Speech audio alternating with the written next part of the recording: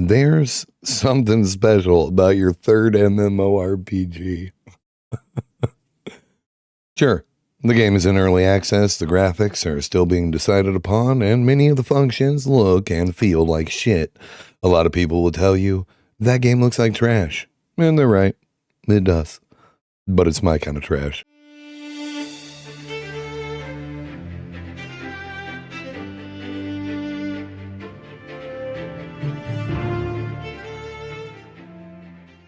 Okay, so we need to begin by shimmying on up those good old branches of the Tree of Trust.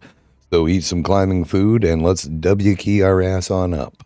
Now, in the spirit of that trust, I have fallen off the main character wagon and smacked my nuts on the alcoholic rock along the path of finding a class and character to play past the shallow levels of the early game of Pantheon.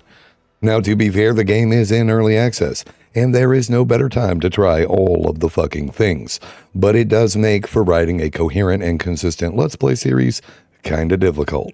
If you watched my first impressions video, you know that I played a paladin, but only made it to level 5 before feeling the itch to try a different class. So I made a monk. I did my best to empty the mind, to be like water, to flow, and to crash. I tried my best to fit inside the cup to become the cup, to fit inside the bowl to become the bowl.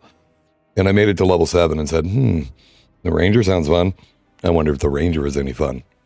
And if you've been here for more than a second, you know that I made a stray.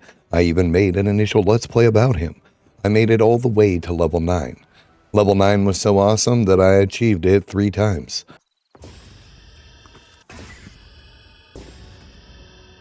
I participated in a group down in the Skeleton Cave, so I got my first feel for group content in Pantheon.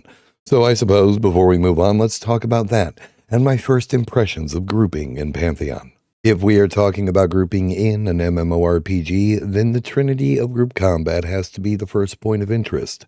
Traditionally, this trinity consists of the 3 class roles of tank, healer, and damage dealer. These are all present in Pantheon, but the paradigm shifts as the role of support is added to the mixture. This role in classic EverQuest is dominated by 2 classes, and yes, they are not the only classes with support versatility, they are just at the top of this role, and they are the Enchanter and the Bard. Support classes bring crowd control and charming to the group dynamic. Now, I have yet to group with an Enchanter in Pantheon, and the Bard is not in the game yet, but I have grouped with both many times in Classic EQ. The Enchanter's ability to turn a shit fight into a cakewalk simply by mesmerizing a pack of angry assholes makes them a powerhouse in a party in Classic EQ. They also possess the ability to charm enemies and make them fight on the group's behalf. More often than not, this charmed pet is at the top of the DPS food chain and can drastically change a group's survivability. The Classic EQ Bard is the jack of all trades and the master of none. They are known as the solo kings of Classic EQ, with their ability to swarm kite, but they are also a massive boon to a group formation, with their magnitude of songs and charms, all while switching instruments and fighting alongside the warriors. I have yet to group with a support class in Pantheon, but I am sure they are going to bring a much desired quality of life to any party they join, for that is exactly what the support role is good at, taking the traditional dynamic of grouping and easing one aspect of difficulty in some way. The next thing to consider in grouping is your role within said group. Now, during the group combat I participated in, I was playing a stray, my ranger. The ranger is a DPS role in Pantheon and isn't capable of much else at these lower levels. So my role is pretty simple: assist the tank and kill the target he is facing. This is all simple stuff, and I'm not dropping any revelations on anyone with any of this garbo. I'm clarifying that all of the traditional group crap is present in Pantheon. But there is also a role that I have yet to mention, and that is the puller. This is the nerd responsible for selecting the critters the group is going to be fighting next and bringing them to the tank's office. This was the only real problem my group faced while swacking nerds in the Skeleton Cave. Who pulls?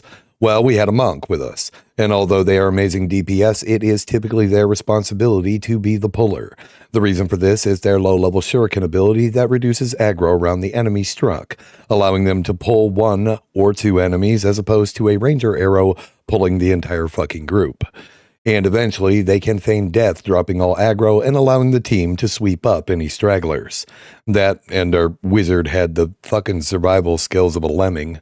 Finally, ingrained into every class within Pantheon's abilities is the ability to debilitate an enemy, or react to said debilitation. These skills usually have buzzwords like expose, open the gap, or finger blast.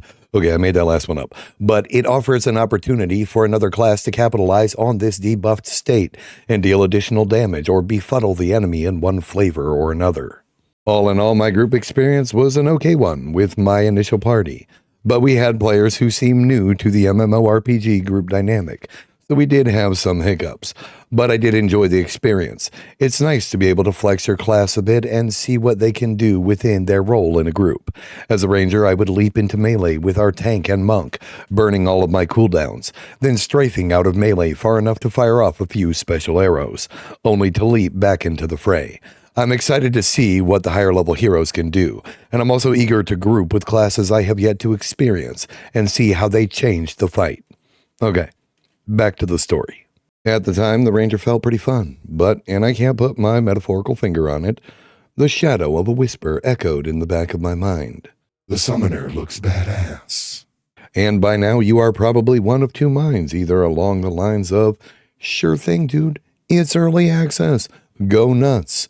Or, what the fuck, bro? Get out of the newbie zone, you fucking casual. And you are both right. I began to feel the cold grip of analysis paralysis.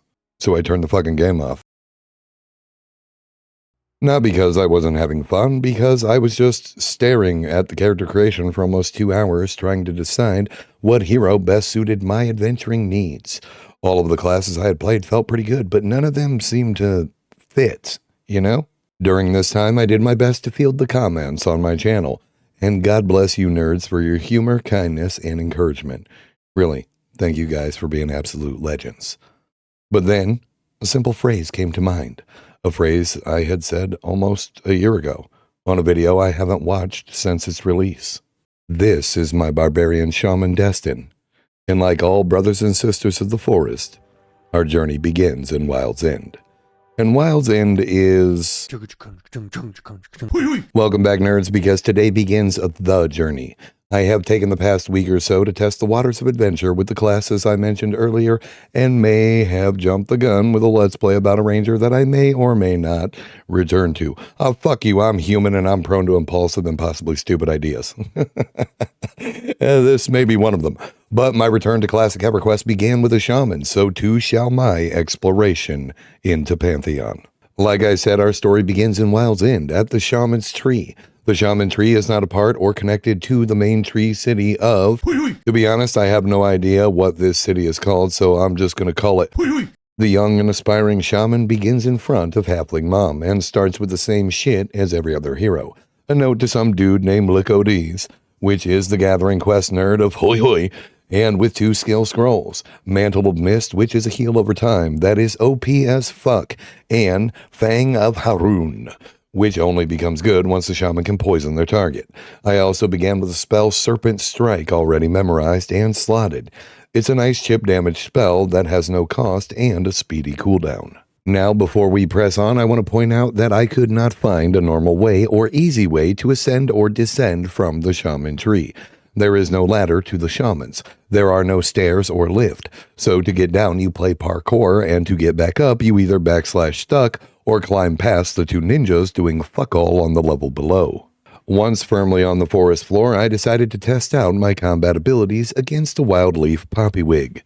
Behold the power of the shaman.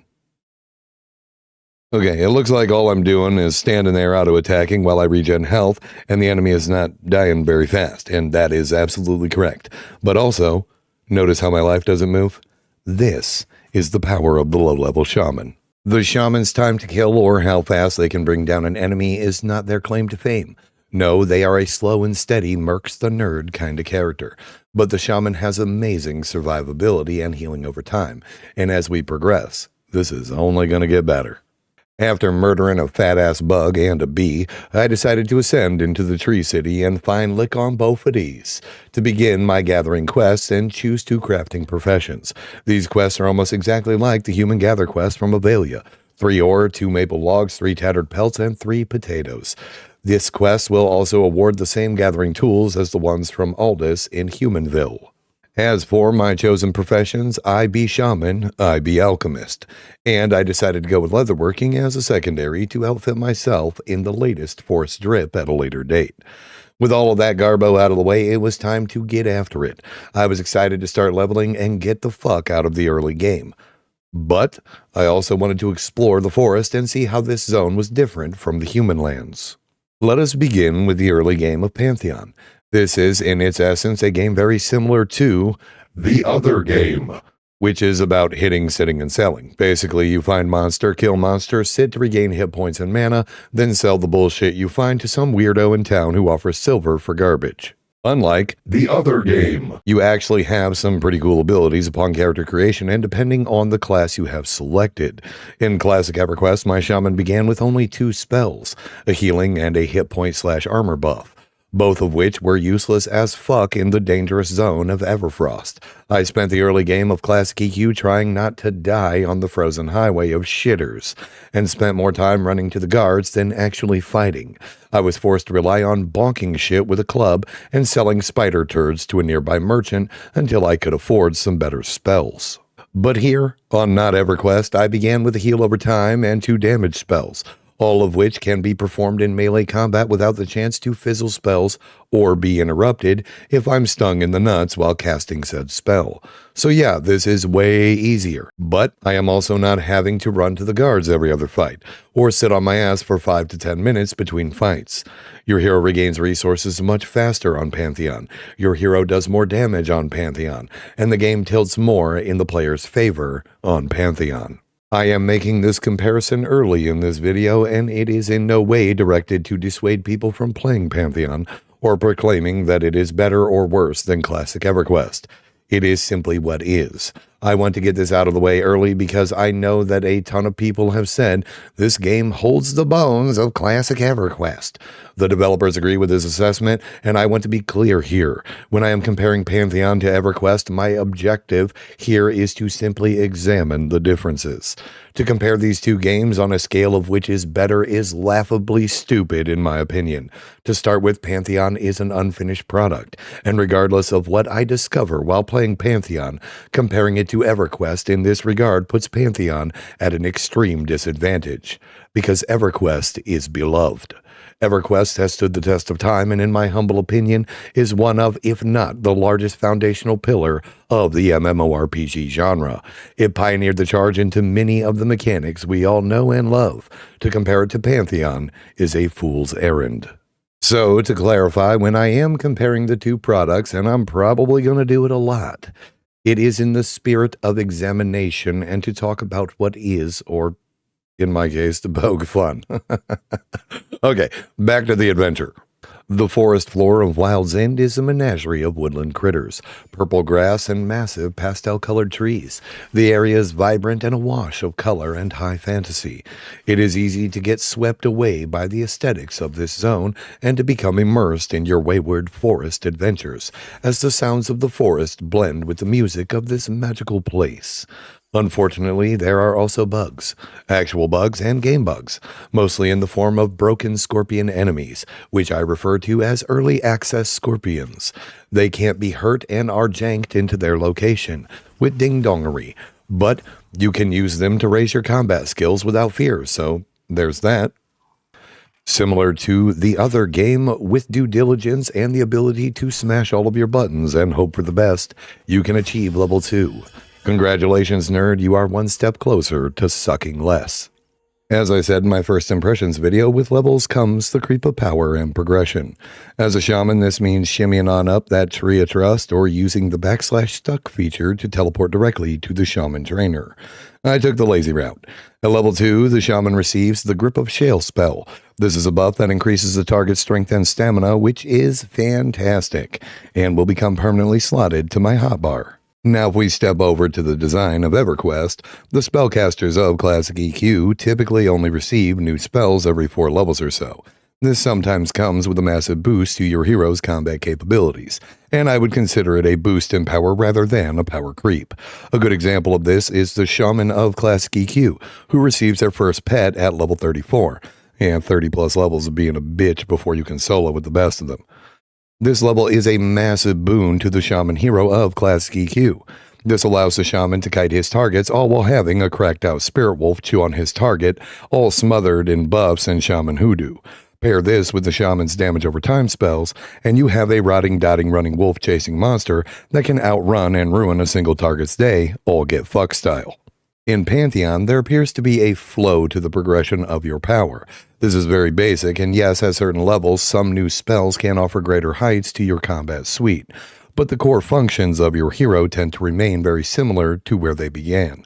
Meaning, although I received a new buff to increase my melee capabilities, the style at which I send monsters to Jesus remains relatively unchanged, as opposed to the classic EQ character, where I spent my early levels tanking the enemy while they rotted away.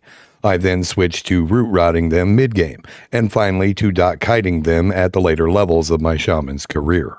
These are all good things, and to reiterate my view on progression in any MMORPG, progression for me remains with the foundations of my selected hero, meaning I felt like I was playing a shaman from the moment I hit the forest floor. This feeling is only emboldened as I gain levels, and as far as I'm concerned, this be a good thing.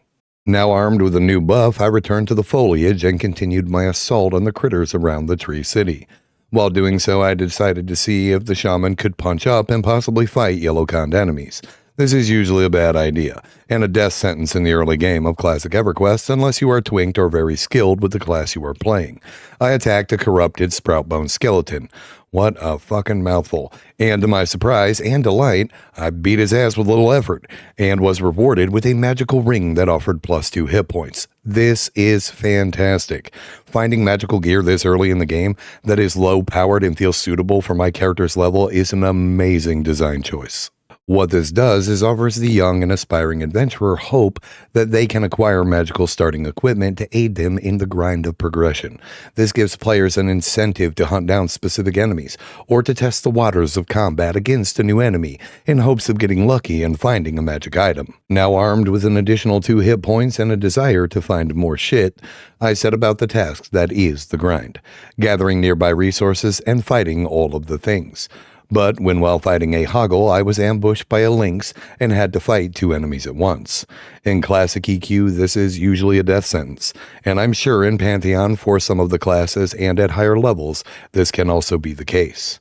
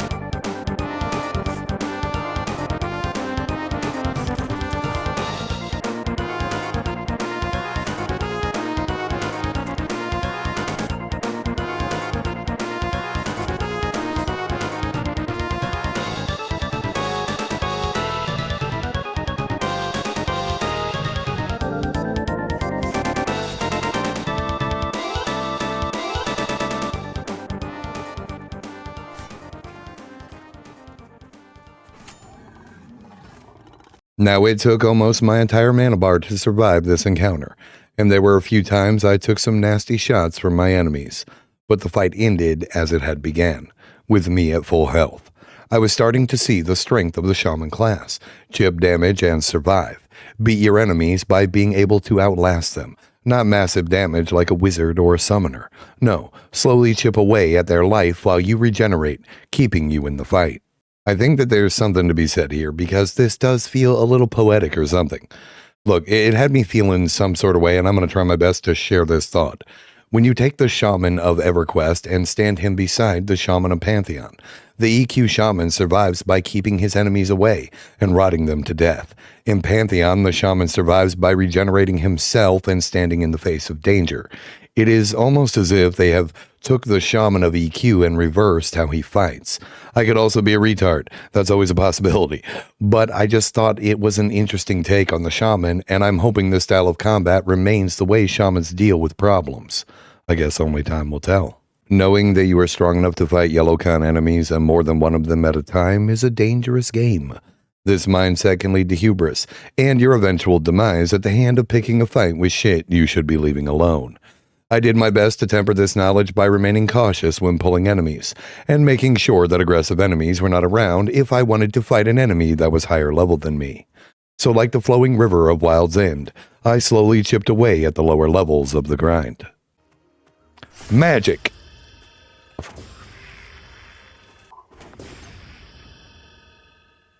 These levels all come with new abilities and spells. At level 5, I also received my first trait. What'd you do to get put in the corner, huh? Was you talking shit again, huh? Couldn't make the climb, could you? And you got stuck in the corner. Give me my fucking rock of learning. This is a stat increase that is based on the class you decided to play. As a shaman, my first stat increase was wisdom. Also by this level, I had received a channeled healing ability that stacked with my regeneration spell, the ability to cleanse poisons, and a spell to poison dot the enemy. With level 5, I received another buff spell that increased my target's dexterity and fire resistance, meaning with only 2 spells I could increase strength, stamina, and dexterity all by 3, and offer meager fire resistance, and finally a spell that reduced my enemy's armor class by 20 or 25%. I'm not sure, because the spell description says 25%, but the actual debuff on the target says 20%, but it lasts for 2 fucking minutes, and that is badass. Now, while playing the game, I talk as if I'm recording a live episode, hence the lack of sound in a lot of these clips. I have made this a habit in case I can't be fucking bothered to edit or write a narrative. The good aspect of this process is that sometimes I ramble on about ideas and what-ifs while playing, and I'm going to share one of these moments now. So, I was thinking about the social spaces in the MMORPG space. You know, a place where players gravitate naturally to buy and sell goods and hang out and do that kind of stuff, to sell services such as crafting, and teleportation for other players, or even, like to form groups to head out on the next dungeon crawl. The best example I have of such a place is East Commonland's tunnel of classic EverQuest. If you happen to be, unfamiliar with classic, the EC tunnel of classic EQ, it's where players go to sell their gear that they've recovered in adventures or crafted items. In EverQuest, this is typically jewelry. But it is also a place where the wayward hero can easily find druids and wizards selling teleportation services. With all that in mind, I think it would be really awesome for such places to exist in Pantheon. But what if it was designed by the developers rather than just some cave picked by the players? This space would need to be in a localized or central location for the ease of convenient travel. What I mean is the EC Tunnel is located right outside the human city of Freeport, but also adjacent to the Nectulos Forest of the Dark Elves. It connects to the Desert of Ro and is only a stone's throw away from the Oasis of Mar and the starting zones of the Ogres and the Trolls. Ships arrive, in Freeport docks from the dwarven lands of Butcher Blocks that are neighbors to both the Elves of Greater Fadork and the Gnomes of Akanon. This is what I mean by central location. The EC Tunnel of EQ is located in such a place as to be easier to reach for all characters of Norath, except for the Barbarians, the Erudites, Ixar, and, anybody who starts in fucking Quanos. Look, it's not perfect, but you guys get what I'm saying. Anyway, I think it would be cool if such locations were designed with all of this in mind. Now, MMOs have tried to make such areas in the past, but it's usually just a fucking auction house, or in RuneScape where bank standing at the Grand Exchange is fucking alive and well. But I'm talking about, and let's be clear, not an auction house. Pantheon is shooting for a group-based social MMORPG with a strong foundation and community. I think that an auction house would just take a shit all over that. Instead, the area, could be a massive bazaar or a festival location or even a fairgrounds or what the fuck ever they wanted it to be. But make this area actually used by the players would require an incentive. What if there was localized buff in the area that awarded bonus silver pieces for selling your trash to the NPC vendors that were in the area? or a designated teleportation ring giving spellcasters a reason to sell their magical services from this location. To keep the area fresh, once a day you could have like repeatable quests that could be available to like restock NPC shops with profession goods that awarded, maybe some bonus silver and crafting experience rather than leveling experience. The area could also have like quests that revolve around protecting shipments and caravans from local thieves or enemies, and even, have a fucking couple of criminal quests or rogue quests to pickpocket a wealthy noble. The place could have a small dueling arena where players could place bets on like NPC fights, or, even have a player arena where you could join in the fray for, some friendly, fun PvP. And it could be like an area where players could test the waters of PvP. There could be taverns that offer, a daily free meal that was a buff food that lasted for like an hour, and offered quests to, to provisioners to serve a player a stout beer or, a hot meal. This place could house crafting stations and services for all the professions, and maybe have rarer crafting material vendors that allowed a player to buy, like a limited amount of, a hard to find crafting supply. And was sprinkled with crafting quests that, again, rewarded crafting experience rather than leveling experience. Hell, they could even put in a notice board that offered quests to gather your party and venture into nearby or fucking even distant dungeons, offering greater rewards to those who gather their stalwart group and fucking get after it. This place could be a questing, crafting, and social hotspot, but I think it will only tread water if there's a good enough incentive for players to actually be there. And that requires more than just something that is aesthetically pleasing. Do I have a perfect answer, a perfect idea for such a place? No. But I just think, about the community foundation of the game. And my hope is that one day it could have its very own EC tunnel, but better. But instead of just being, a cave where a ton of players are just standing around shouting their auctions, give players more of a reason to be there. And those players, could still stand around and hawk their shit. The people, that have a reason to be there. Level time. All right, what's next? The Crown of Ashes deals minor fire damage and burns the target, dealing fire damage over time. Oh yeah, baby. A fucking burn. set the bullshit ablaze. Yeah, me. After being taught how to set shit on fire, I decided it was time to make some leather armor. I settled on crafting a chestplate, bracers, and shoulder armor because it is a well-known thing that if you have shoulder armor in an MMORPG, you're a big fucking deal. The crafting in Pantheon is little more than gather required resource, in my case critter pelts for leather and jute for string, then buy 2 schematics to craft the final product.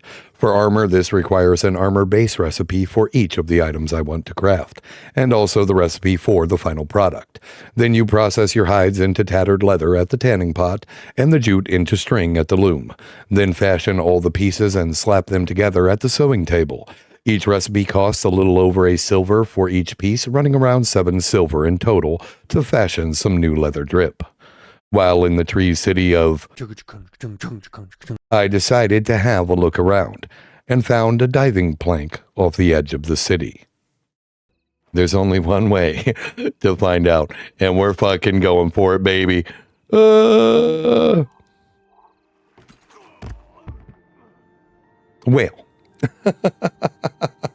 My nasty plunge set me back a level, so after recovering the evidence of my stupidity, I went back to the newbie zone to re-ding level 6.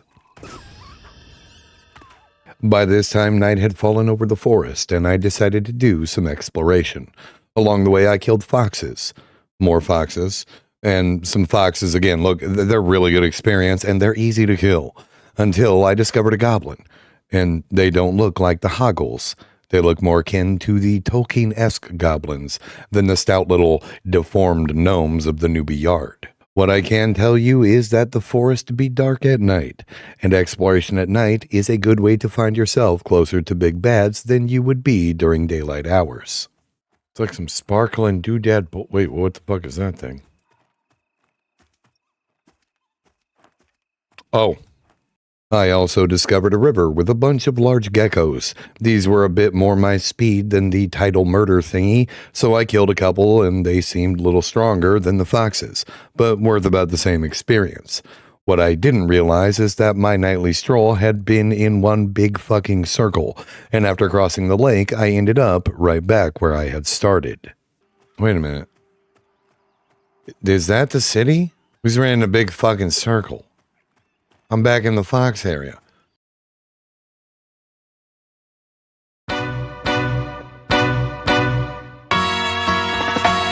Singing low while I pop a bottle off of ya. Chain swinging, clang clang, and it costs a lot. Bitch, I'm always at the guala, yeah, and you are not badass beat. Keep on going till you hit the spot. Whoa, I'm a big bag hunter with the bow. She got a big bed, number drop it low. Mama called me and she happy with the grow. Never ever fall for a party that's a no. Just pop the Kenny about a million options. So the stock and I stop doing agreement. I rock arenas, bringing the peace. I'm bumping that park in the car, pretending I got all the eyes on me. Got a bad baby and she's independent. Too many people older than me that's seeking attention. When they want me about the goofies, man, I should've listened. And the smell of the money, my strangest addiction. By level 7, I was ready to move beyond the field of foxes, and decided for once I would follow the path and go north. The forest path of Wild's End is pretty cool. I really like the amber lamps that glow at night, acting as a guiding light in the darkness of the forest.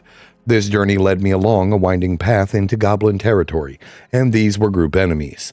I decided to see if I could get past them, and managed to skirt the goblins by running along a ridge that flanked their tribal huts.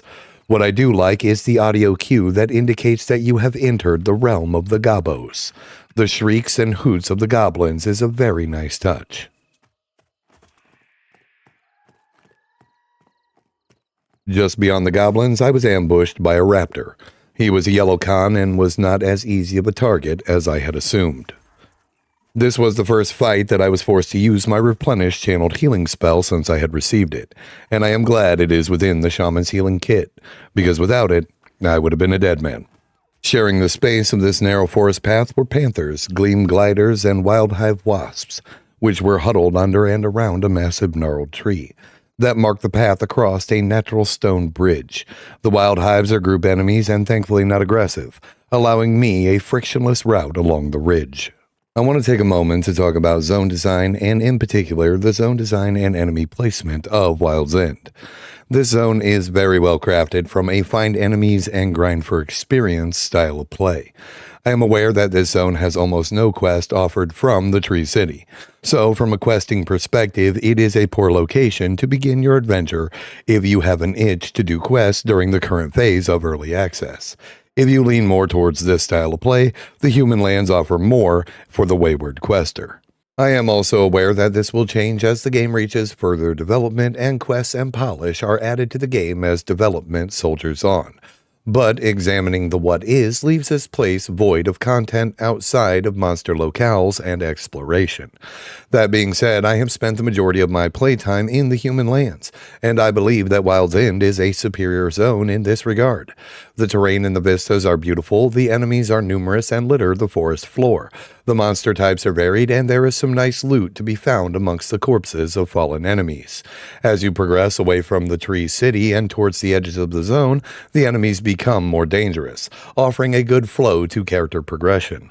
Wild's End is a great zone to grind out levels and explore, and I'm excited to see this zone when it is fully polished. Crossing the natural rock bridge led to a winding upward pathway, and along this path is probably the greatest grind spot I have found in Pantheon thus far. This ridge is lined with owlbear cubs that are social, but they are spaced far enough apart to be fought one at a time. Foxes, which are what I would consider the golden boy of experience in Wild's End. Listen, if you make a character here, as soon as you can kill foxes and skeletons, just do that and thank me later. And finally, large gleam gliders. But if you follow this path to its end and ascend the rocks, you will find death. Orcs stand watch over this little slice of Wild's End, and if you manage to aggro one, brace yourself for a corpse run. And finally, at the top of the path, nestled beside a massive tree, spawns a treasure chest that respawns once per in-game day. And you're not going to believe what I found inside. Well, goddamn. Would you look at that? Okay, I'll stop fucking around. It was a potion, a tarnished axe, a busted tiara that ended up selling for 5 silver, and a recipe for a magical hammer called the Foreman's Hammer, which I ended up gifting away to a paladin later in my adventure, in that age-old classic EverQuest pay-it-forward spirit. You know, start igniting the fires of community and generosity in the early stages of Pantheon's early access, if you will. Anyway, this little ridge became home. I knew that I could beat the foxes. I had already slain dozens of them in the forest below.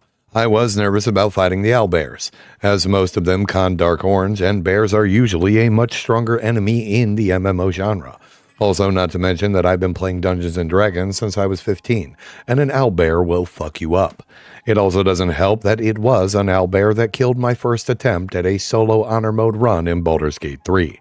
Fuck that owlbear. And the large gleam gliders were also light orange cons. But I had beaten a yellow one on my way up here. And pretty easily, actually. Could I beat them? I guess there was only one way to find out.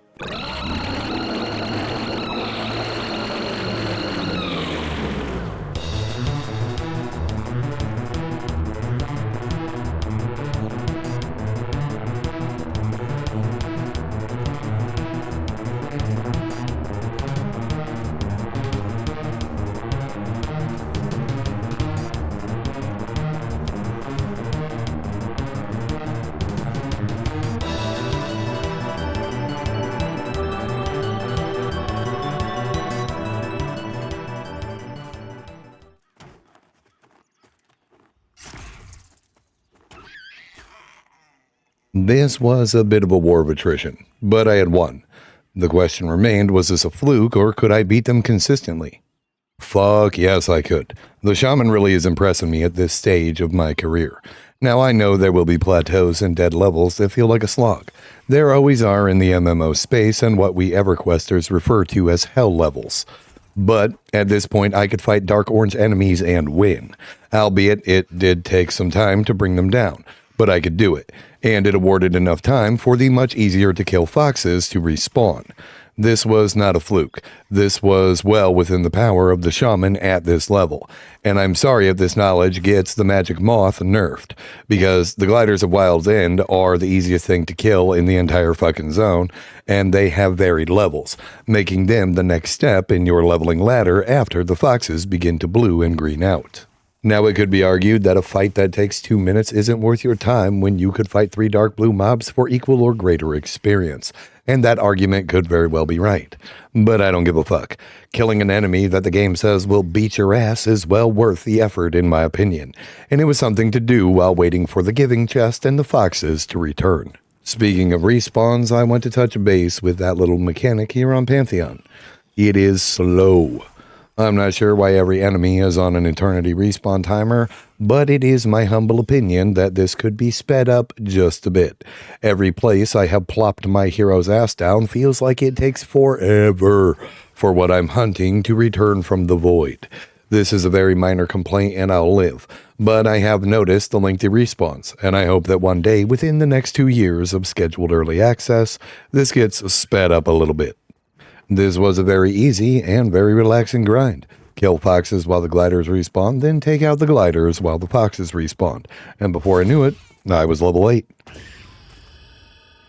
This meant it was time for a trip back to Halfling Mom to sell all the trash I had collected while grinding, and to receive new spells and abilities. At level 8, I received the Mantle of Steam spell, which was an upgrade to my level 1 regeneration spell, and although it increased the mana cost to cast a spell, it also increased the healing. Also at this level, I received the Paradox spell, which allowed me to revive a fallen player at the location of their demise. This caused the freshly resurrected player to return to life with res sickness, which reduced their attributes by 50% for 5 minutes. Fantastic. Afterwards, I decided to bank the remainder of my things, basically anything that had the word alchemy in its description, and my leather-making garbo, alongside any dust of magical hoodoo that I might be able to use in crafting later on. Then I headed back out to the ridge in search of more experience and the next level. Upon my return, the giving chest had respawned to award me for my due diligence in reaching level 8. Inside, I found a leatherworking recipe for Skulker's leather pauldrons, a mana potion, and a torch. I began killing the foxes and gliders as had become my rotation along the ridge, but a wizard named Sam had discovered the location and was killing wholesale. I tossed a few buffs his way and asked if he would be interested in grouping. Adding a wizard to my grinding dynamic would speed up the kill timer by a fuck ton, and with me to play healer, he would become immortal. But alas, it was not to be. Sam wasn't going to be online much longer and was just finishing up his adventuring grind for the day. Zam, I wish you well, friend. To be honest, this was the first real player interaction I had had with Destin. Up until this point, I had only replied to buffing other players with a "you are welcome" and moved on. And I have to say that Wild's End is a much quieter zone than Thrown Fast in the chatter department. Even the out-of-character chat is eerily quiet. Now this can be seen as a bad thing or a dead zone, but I don't care. It added to the seclusion of this massive, dark forest. It doesn't help that I play at absurd hours of the night as well because my sleep schedule is a fucking disaster. After chatting with Zam, I went back to killing the foxes and the gliders. But I began to feel the draw to see more of the forest. The ridge was a great leveling spot, sure, but I wanted to explore more and venture into the unknown. I could always return to the ridge if my exploration turned out to be fruitless.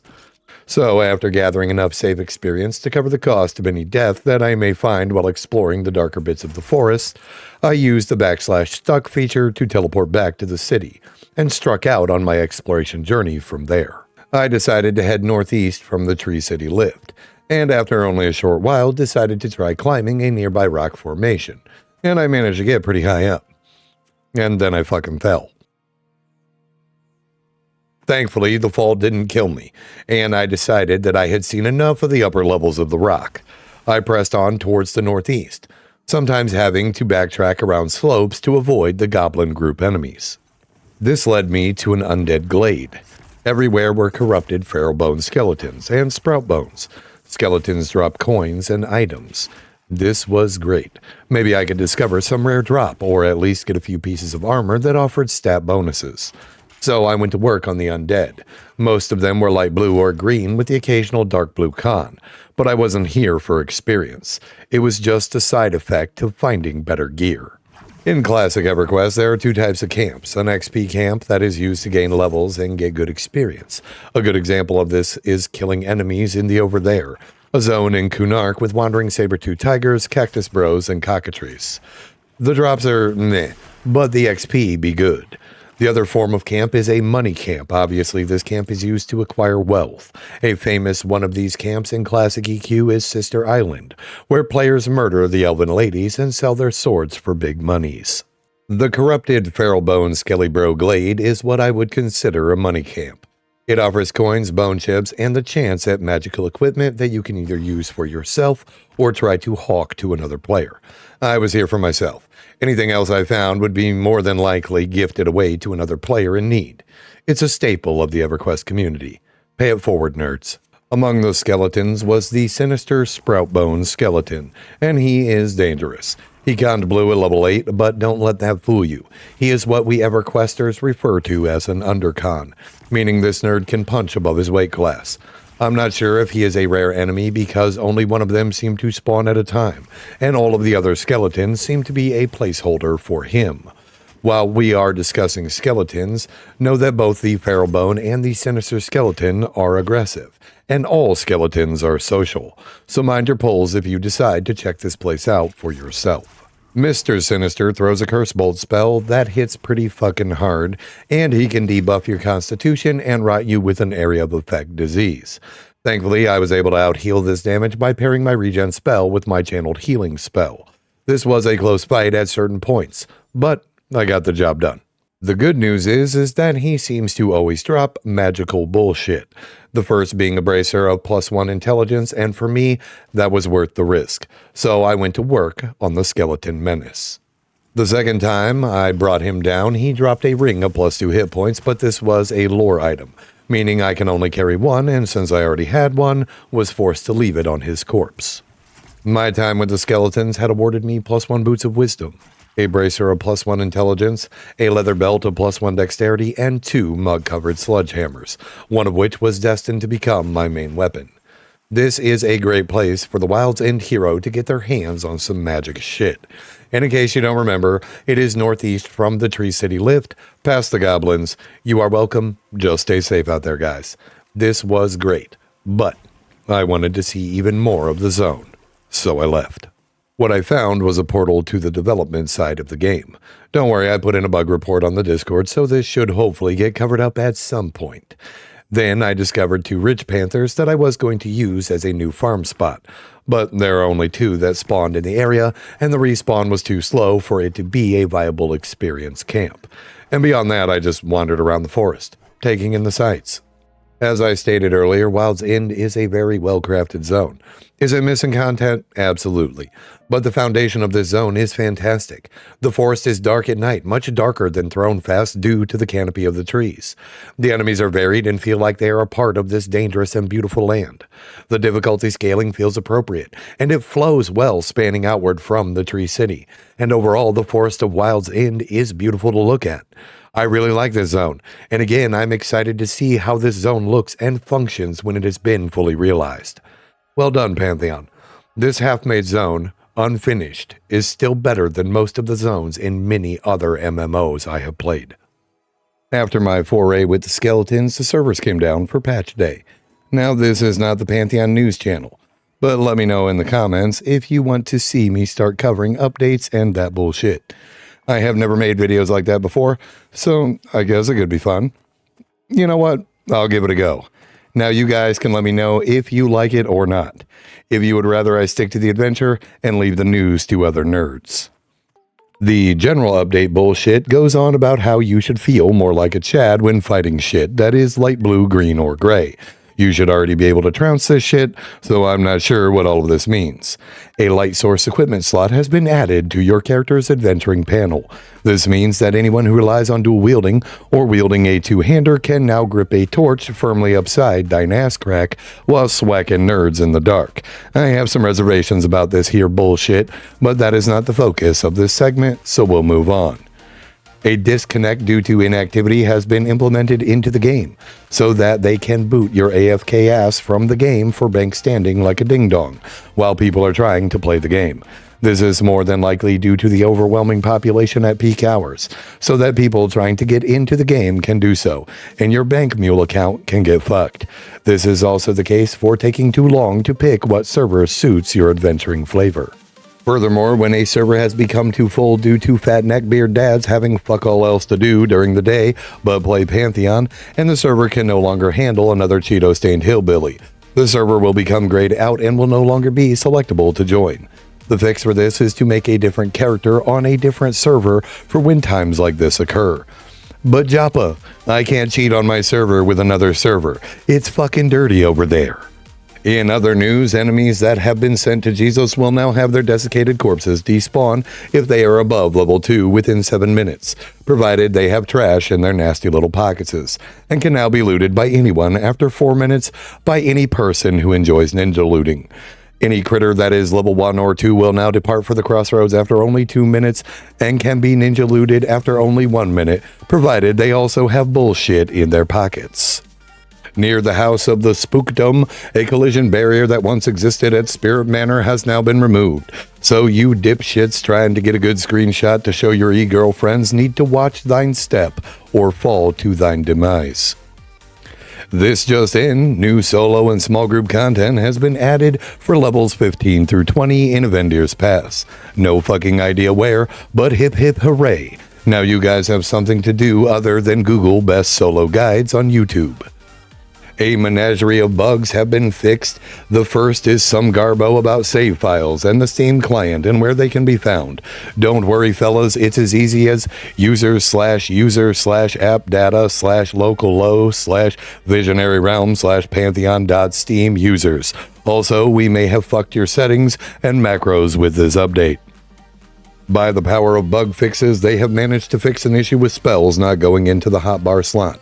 Mouse sensitivity doing fuck all, players getting trapped under the Bind Stone. Lighting in Barrow Dark has been adjusted to look less like a disco party. Warden Kikiren in Wild's End no longer is a T-posing hero. The Summoner's Tooltip icon is now not what it used to be, whatever the fuck that means. And finally, the ghost deer of Thrown Fast Past have all been eradicated, leaving only the real ones. Class changes include the Monk's Bow Staff, Second Strike no longer reduced by 50%. Flurry stat contributions reduced from 0.5 to 0.3 per strike. Be like water, nerds. As for the Ranger, they now have a chance to find more shit while foraging through other people's garbage. Also, your level 14 spell that created a light source is now fuck all useless due to the torch slot. I guess I will toss in my humble opinion here. And finally, the Warriors. Seasoned Veteran is now automatically added to newly created Warriors and the Warrior Vendor. The last update bit is in reference to a quest in Wild's Inn called New Utensils, and now specifies the correct NPC to talk to. Fantastic. And that concludes the Pantheon news. Now, back to the fun shit. My wanderlust had been sated, so I decided it was time to get after it and return to the ridge to kill large green gliders and foxes. But upon my return, the area was camped by a duo, so I focused my efforts on killing just the foxes. This awarded me level 9. Now I'm a good little adventurer, so I had stopped by Shaman Mom and picked up all my level 9 and level 10 spells before returning to the ridge to save on some time, and was able to learn the Fang of Salgi spell. This spell was similar to my other Fang spell, but could be cast independently of it and didn't share its global cooldown, meaning I could chain cast them against a poison target and increase my outgoing DPS. I know that only made sense to the fucking nerds. It make me do better damage. There, now we're all caught up. At level 9, I felt like it was time to try my hand against the owlbear cubs. I was nervous. Zam had been higher level than me, and even though he could basically two-shot them with his awesome wizard power, they still did almost half of his life in the amount of time it took him to fire off 2 spells. But I am not some finger-wiggling dress wearer, whose claim to fame is how fast they can dump their load and sit. I'm just kidding, guys. I'm sure Hogwarts is nice. So now armed with the Hammer of Bonkery and a fancy new Eat Shit spell, I attacked.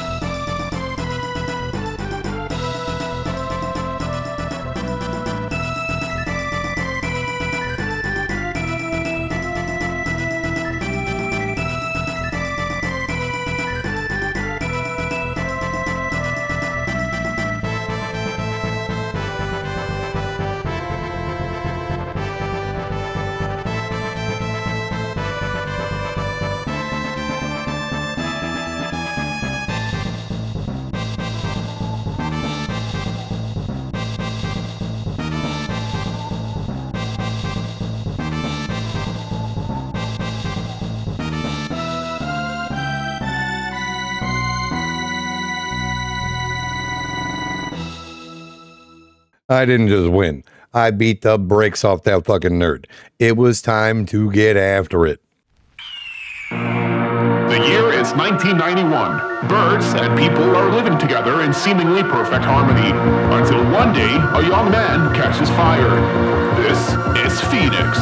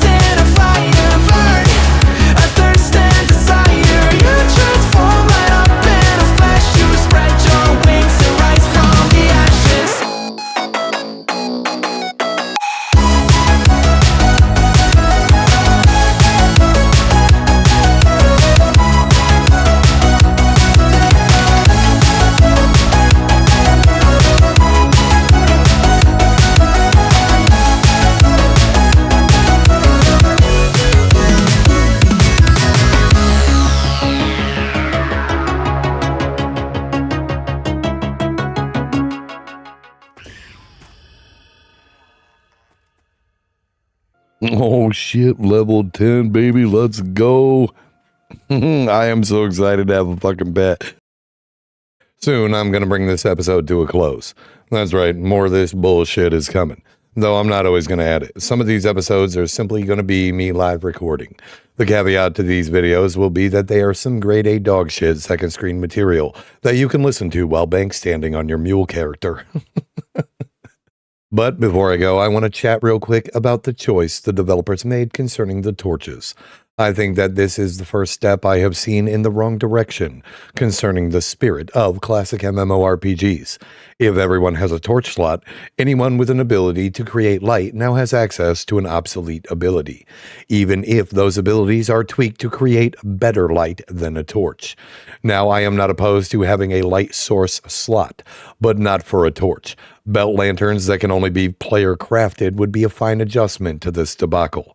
Spellcasters that can create light sources on other players as a low-level buff spell would add flavor to their class. Now I know that people are enjoying the adjustment, especially if your class deals better damage if both hands are free for weapons, or to wield a two-handed weapon.